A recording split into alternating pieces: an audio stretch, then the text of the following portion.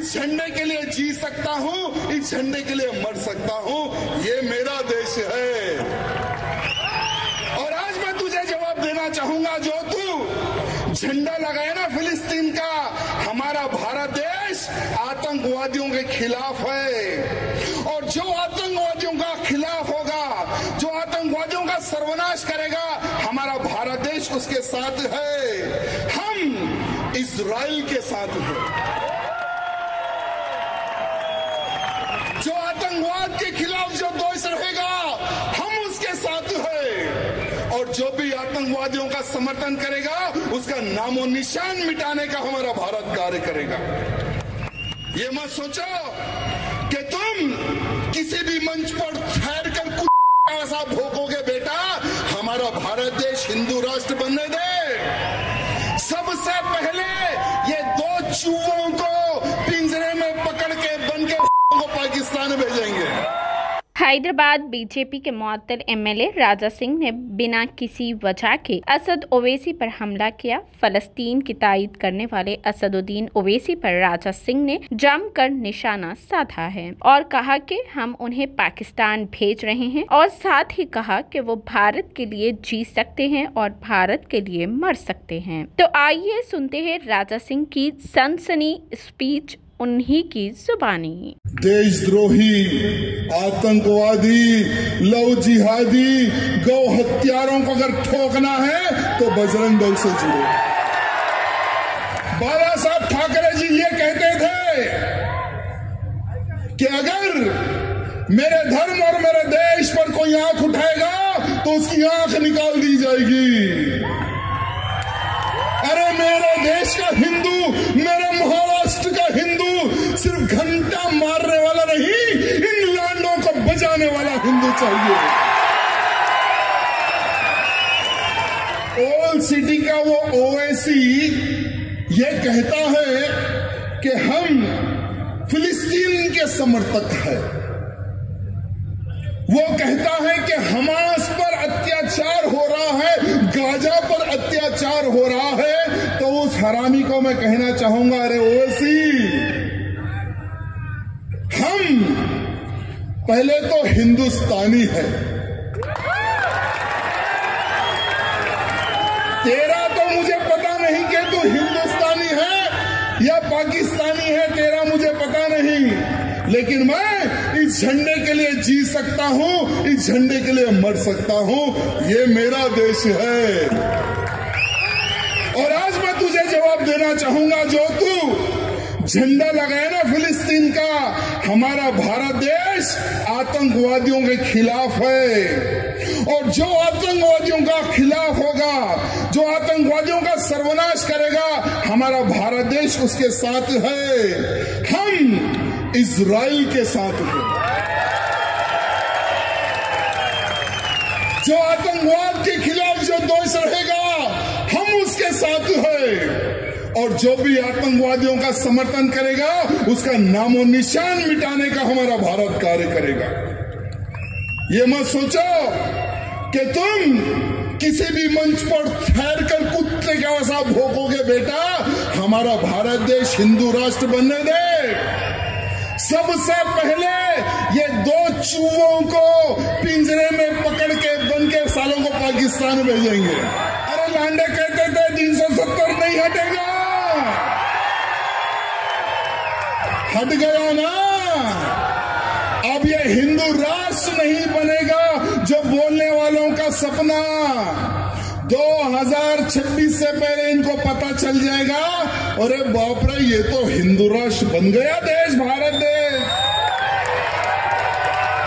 और हिंदू राष्ट्र बनने के बाद में मेरा भारत हिंदू राष्ट्र बनने के बाद में गौ माताओं की हत्या नहीं होगी। जो हत्या करेगा उसको उल्टा लटकाया जाएगा। कोई लव जिहाद नहीं कर सकेगा। जो लव जिहाद करेगा उसका क्या होगा, ये बजरंग दल के लोगों को अच्छा पता है। कोई लैंड जिहाद नहीं कर सकेगा। अरे जिस देश में रहते हो उस देश का गाना सीखो। अरे रहते हो यहाँ पर और अपने दूसरे अब्बा पाकिस्तान की जय जयकार लगाते हो। दादाजी देवकर जी ने कहा है कि हंस के लिए पाकिस्तान, लड़के लेंगे हिंदुस्तान। वो समय अलग था, तुमने हंस के ले लिया पाकिस्तान, अब तुम्हारे बाप के बाप के बाप भी अगर आ गए तो लड़कर हिंदुस्तान नहीं ले सकते, क्योंकि एक राष्ट्रीय स्वयंसेवक संघ का कार्यकर्ता, विश्व हिंदू परिषद का कार्यकर्ता, बजरंग दल का कार्यकर्ता, तुम्हारे पास अगर AK-47 गन भी हो तो हमारे लट से तुम्हारा सर फोड़ सकते हैं, तुम्हारी गर्दन तोड़ सकते हैं, तुम्हें 72 हुरों के पास भिजा सकते हैं। वो हमारे पास कार्यकर्ताओं की सेना है। अब बहुत सुन लिया, अब बहुत देख लिया, बहुत सह लिया इन हरामियों का अत्याचार। अब हम सबका एक ही एक संकल्प होना चाहिए। हम नहीं सोचे थे कि अयोध्या में राम मंदिर बनते देखेंगे, हम नहीं सोचे थे कि धारा 370 हटते देखेंगे, लेकिन हिंदू एक हुआ। हिंदू जब जब संगठित होता है तो इतिहास रचता है, ये बात ध्यान रखना। कश्मीर हिंदुस्तान का नहीं किसी के बाप का। आज 370 कश्मीर से हटा, हमारा जो सर का ताज था, भारत के सर का ताज था, आज आजाद कश्मीर हो चुका है। वहां के लोग अब पत्थर पकड़ने से भी डरते हैं। क्यों? क्योंकि एक समय था आर्मियों के हाथ बांध दिए थे, अब आर्मी के हाथ खुले हैं। अब कश्मीरी पत्थर नहीं, हमारे देशभक्त, हमारे आर्मी के सैनिक उनको ठोकते हैं कि बेटा राम मंदिर तो एक झांकी है, काशी मथुरा अभी बाकी है। तो हमारे दादाजी कहते हैं कि भैया वो भी काम प्रारंभ हो गया, बहुत ही जल्द काशी और मथुरा में जो लगा हुआ कलंक वो भी मिटेगा विश्व हिंदू परिषद के ही द्वारा। अरे जब हम उतनी बड़ी गुम्बद पर चढ़कर बाबर का ढांचा गिरा सकते हैं तो ये क्या चीज है। हमारे बजरंग दल के कार्यकर्ता अगर वहां ठहर भी गए तो वो गिर जाएगी। वो अफजल खान कौन था? एक मुसलमान था। अफजल खान कौन था? और ये मुसलमान, हमेशा से इनकी एक आदत रही है कि ये पीछे से वार करते हैं, पीछे से। अफजल खान भी सोचा कि मैं शिवाजी को तो कस के मार दूंगा, उतना बलशाली अफजल खान, उसने सोचा कि मैं दबा के मार दूंगा। लेकिन छत्रपति शिवाजी महाराज भी उसकी ताकत के बारे में जानकर वो समय पर शिवाजी महाराज ने बुलेट प्रूफ जैकेट का निर्माण किया।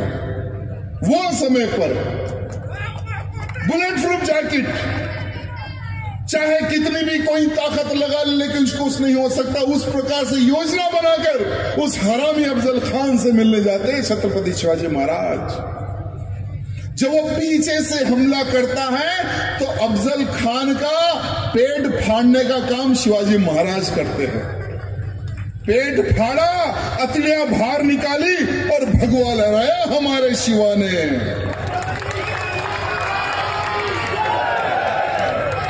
अभी उस हरामी की एक खबर थी, उस अफजल खान की खबर का क्या हुआ? क्या हुआ उसकी खबर का हाल? उखाड़ के फेंक दिया गया।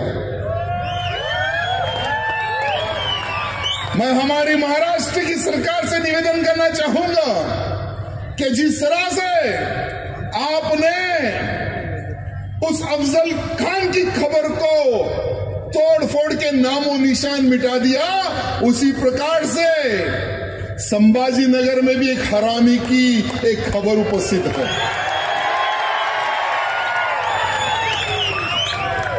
उस हरामी की खबर को उखाड़ना है और वहां पर एक शौचालय बनाना है।